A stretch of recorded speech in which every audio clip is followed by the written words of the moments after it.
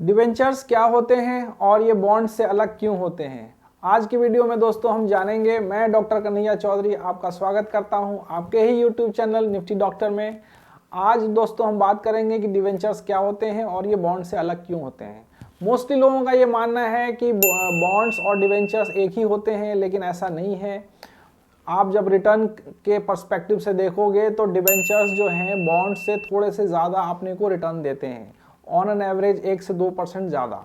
अब इसका एक सिंपल सा लॉजिक होता है कि बॉन्ड्स जो है वो सिक्योर्ड होता है। सिक्योर्ड से मतलब ये होता है कि अगर कंपनी डिफ़ॉल्ट करती है, अगर फाइनेंशियल इंस्टीट्यूशन डिफ़ॉल्ट करती है तो वो एक्चुअली कोलेट्रल से सिक्योर्ड होता है। तो कोलेट्रल को बेच करके आपको कंपनी जो है पैसा दे देगी।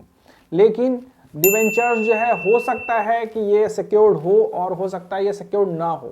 तो अगर ये सिक्योर्ड नहीं होता है तो उस केस में और ज़्यादा आपको इंटरेस्ट मिलता है। तो ये इसका मतलब है कि सीधी सी बात है कि आपको थोड़ा रिस्क और ज़्यादा लेना पड़ेगा। मैं इसको सिंपल सा एग्जांपल आपको दूंगा कि जैसे हम होम लोन लेते हैं और पर्सनल लोन लेते हैं। होम लोन लेते हैं तो आप देखिए वो आपको ऑन एन एवरेज 7.5% पे मिल जाता है, लेकिन होम लोन में आपको होम को मॉर्गेज करना पड़ता है, होम को एज ए कोलेट्रल रखना पड़ता है बैंक के पास। तो इसमें क्या होता है, बैंक का जो रिस्क है वो कम हो जाता है। अगर आप किसी की रीजन से आपने पेमेंट डिफॉल्ट कर दिया, पेमेंट देना बंद कर दिया, बैंक क्या करेगी, आपकी प्रॉपर्टी को बेच के आपका पैसा वसूल लेगी। लेकिन डिवेंचर्स में क्या होते हैं, अगर ये पर्सनल लोन के जैसा होता है। पर्सनल लोन में क्या होता है, आपने देखा होगा कि जनरली वो 12 से 15% कॉस्ट करते हैं। क्यों? क्योंकि आपने कोलेट्रल कुछ भी नहीं रखा हुआ है। तो यहाँ पे बैंक का रिस्क बढ़ जाता है। बैंक का रिस्क बढ़ जाता है तो इसलिए बैंक आपसे ज़्यादा चार्ज करती है। इसी लॉजिक के साथ जो है आपको डिवेंचर्स में ज़्यादा इंटरेस्ट रेट मिलता है, मतलब आपको ज़्यादा रिटर्न मिलता है।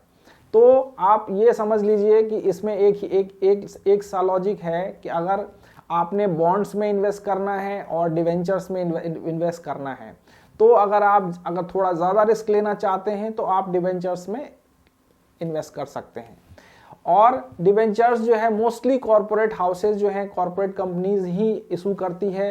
एक और फैक्टर आपको ध्यान में रखना चाहिए कि बॉन्ड्स को कन्वर्ट नहीं कराया जा सकता है, और बॉन्ड्स को आप किसी भी हालत में शेयर्स में कन्वर्ट नहीं कर सकते। लेकिन डिवेंचर्स को कंपनी अगर चाहे तो वो कन्वर्ट करवा भी सकती है। आप कन्वर्टेबल डिवेंचर्स भी ले सकते हैं।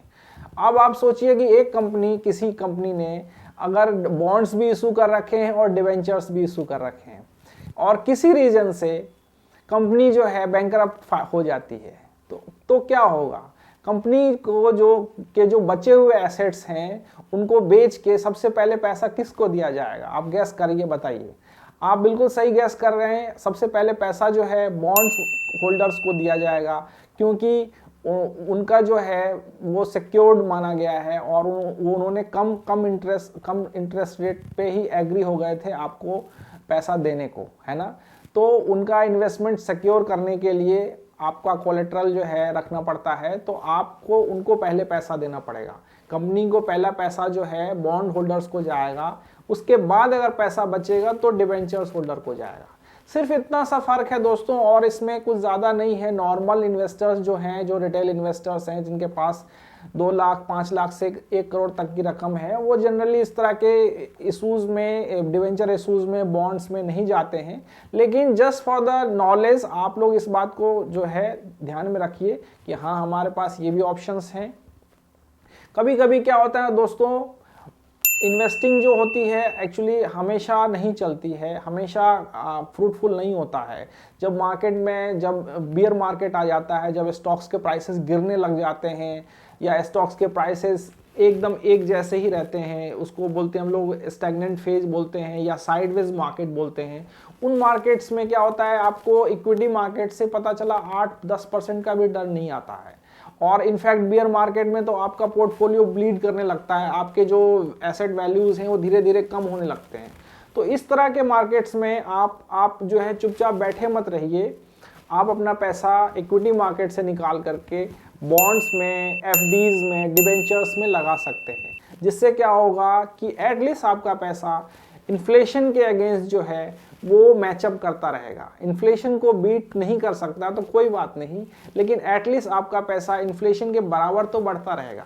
तो सिर्फ और सिर्फ इस तरह की ये चीज़ें मैंने आपको इसलिए बताई हैं कि जब कभी बियर मार्केट आए, यूजुअली हमने पिछले 8-10 सालों में इंडिया में बियर मार्केट नहीं देखा है, मेजर बियर मार्केट जो 2-3 साल तक चलता है, जिसमें आप समझिए करीब 30-40% तक करेक्शन आ सकता है स्टॉक मार्केट में। लेकिन अगर कभी आता है तो फॉर द नॉलेज सेक आप अपने दिमाग में ये रखिए कि हाँ, we have a choice, we have a different securities other than the stocks and mutual funds whereby we can park our money and that will generate at least this much of amount कि जो inflation को beat तो ना कर सके तो कोई बात नहीं, बट एटलीस्ट मैचअप कर सकते हैं। मैं अगले वीडियो में दोस्तों आपको बताऊंगा इन्वेस्टिंग और ट्रेडिंग के बारे में, इन्वेस्टिंग और ट्रेडिंग में क्या डिफरेंस है और किसको क्या ऑप्ट करना चाहिए। तब तक के लिए दोस्तों मैं आपसे विदा लेता हूं। आपको अगर मेरा चैनल सब्सक्राइब करिए प्लीज़, इससे हमें मोटिवेशन मिलता है। वीडियोस को लाइक कर दीजिए, और अगर आपको ये पसंद आया हो वीडियो तो आप प्लीज़ हमें कमेंट्स में बताइए, और किन चीज़ों पे आप वीडियोस देखना चाहते हैं उसके बारे में बताइए। थैंक यू सो मच दोस्तों, नमस्कार।